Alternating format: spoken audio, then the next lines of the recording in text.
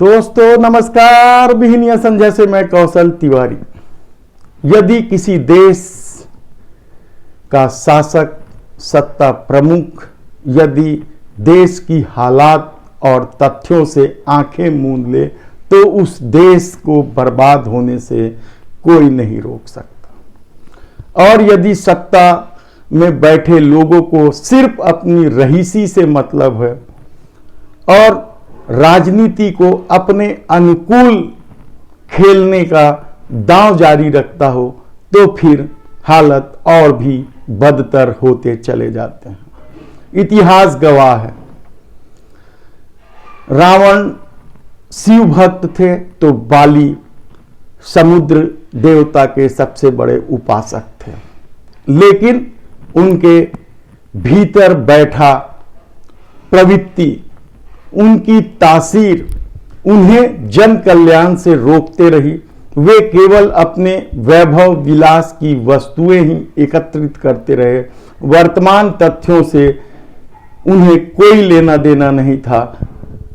अत्याचार तो वे खुद भी करने पर आपदा हो जाते थे, तो फिर वे अत्याचारियों को, अपने राज्य के अत्याचारियों को कैसे रोक सकते थे। सवाल बहुत से हैं। जो लोग आज प्रभु राम के नाम पर राजनीति कर रहे हैं, उन्हें रामायण को और भी अच्छे ढंग से समझ कर पढ़ना चाहिए, क्योंकि वर्तमान दौर बेहद ही मुश्किल भरा दौर है। और वे यदि मानते हैं कि राम ही इस देश का बेड़ा पार कर सकते हैं, तो उन्हें रामायण के उन तथ्यों पर भी विचार करना चाहिए जो शासक किस तरीके से अपने व्यापारियों को प्रश्रय देते थे और आम जन पर खून निचोड़ने वाला टैक्स वसूल करते थे। क्या वर्तमान दौर इन सबसे परे है? सवाल बहुत से हैं।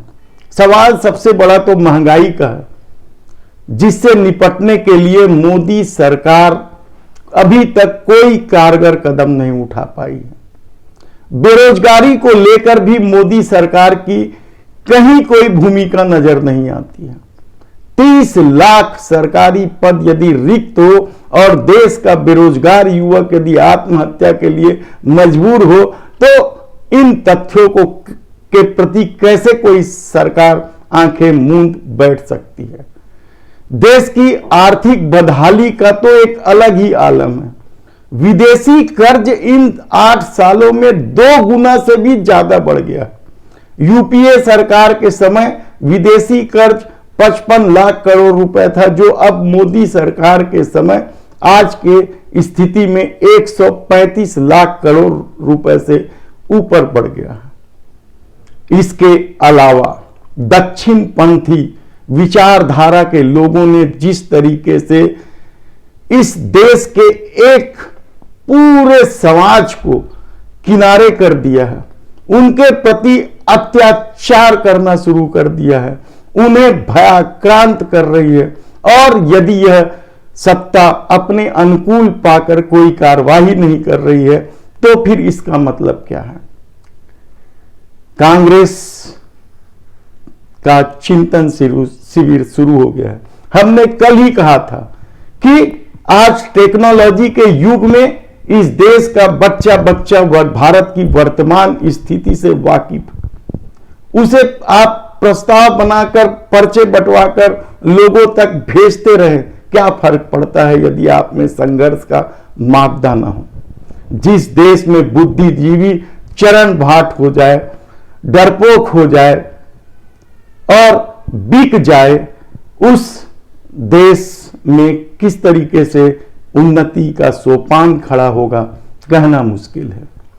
जिस देश में विपक्ष बिक जाए, जिस देश में विपक्ष संघर्ष से अपने को दूर रखे और यह सोच ले कि सत्ता की नाकामी से वह आसानी से जीत जाएंगे, तो वे गलत फहमी में जी रहे हैं।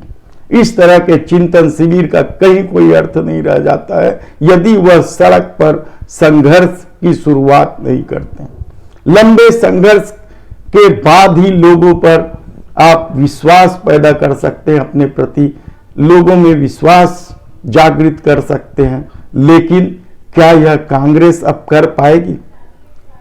आप देखिए, एक छोटे से मुद्दे को लेकर पूरी भाजपा छत्तीसगढ़ में जेल भरो आंदोलन को लेकर इस तरह से तैयारी कर रही है कि उनके पक्ष में एक अलग ही माहौल खड़ा हो सकता है। लेकिन 8 साल में कांग्रेस ने क्या किया? यदि उन्होंने मुद्दों का विरोध भी किया तो वह टोकन विरोध था, औपचारिक विरोध था। संघर्ष क्या वह भूल चुकी है? क्या उन्हें भी रामायण पढ़ने की जरूरत है? राम जन जन तक पहुंचे थे, संघर्ष किए थे, पैदल चले थे, वनवासियों के दुख दर्द की पीड़ा को अपना पीड़ा समझे थे और उनके साथ उनके ही तरह से संघर्ष किया था। तब राक्षस राज खत्म हुआ था। तो क्या इस देश में इसी तरह की स्थिति बनते रहेगी? शासक क्या वाकई में सिर्फ मुनाफा कमाना चाहती है? हालांकि प्रधानमंत्री नरेंद्र मोदी ने बेबाकी से कहा है कि बिजनेस उसके खून में है। तब सवाल यह है कि क्या तमाम सार्वजनिक क्षेत्र की कंपनियों को बेच दी जाएगी? सवाल क्या यह है कि अब और टैक्स बढ़ेंगे? क्योंकि जीएसटी को लेकर 5% टैक्स वाले स्लैब में कुछ बदलाव की बात कही जा रही है और इसका असर आम लोगों के जीवन पर जरूर पड़ने वाला है। सत्ता को यदि सिर्फ कमाई से और मुनाफा से मतलब हो तो फिर आम लोगों के लिए जन कल्याणकारी योजनाओं में खर्च करना उन्हें बेकार लगने लगेगा। और क्या 8 सालों में यही सब नहीं हो रहा है? मनरेगा का ढोल पीटा जाता है। सच तो यह है कि मनरेगा में भी मजदूरों को पूरे 100 दिन काम नहीं मिल रहा है। और भी बहुत सारी योजना है। 85 करोड़ लोगों को मुफ्त में अनाज देने की बात कही जा रही है। क्या 85 करोड़ लोगों को मुफ्त में अनाज मिल रहा है? यह एक जांच का विषय है। यह शायद सबसे बड़ा घोटाला भी साबित हो जाए। लेकिन विपक्ष अपने पूंजी को, अपने सुख को बचाकर रखना चाहता है, वह संघर्ष नहीं करना चाहता।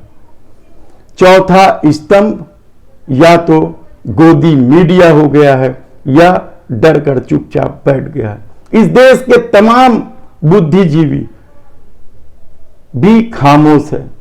वे उन आरोपों को नहीं झेल पाए। एवार्ड वापसी गैंग का जो आरोप लगा और जिसको लेकर एक परसेप्शन खड़ा किया गया, उससे शायद इस देश के बुद्धिजीवी वर्ग भी अपने आप को कायरता की श्रेणी में लाकर खड़ा कर दिया है। तब इस तरह से कांग्रेस का चिंतन का क्या मतलब होगा? वह अभी भी चिंतन उसी ध्येय से कर रही है। वह कहती है निजी क्षेत्र में भी आरक्षण दे देंगे, महिलाओं को भी आरक्षण देंगे, राजीव न्याय योजना शुरू कर देंगे। लेकिन सत्ता के अत्याचार का क्या? उन वर्गों को भय से बाहर निकालने के लिए क्या योजना है? दक्षिणपंथी कट्टर विचारधारा द्वारा किए जा रहे खुलेआम गुंडागर्दी, दादागिरी को रोकने का क्या उपाय है? उसके खिलाफ कांग्रेस कैसे सामने आएगी?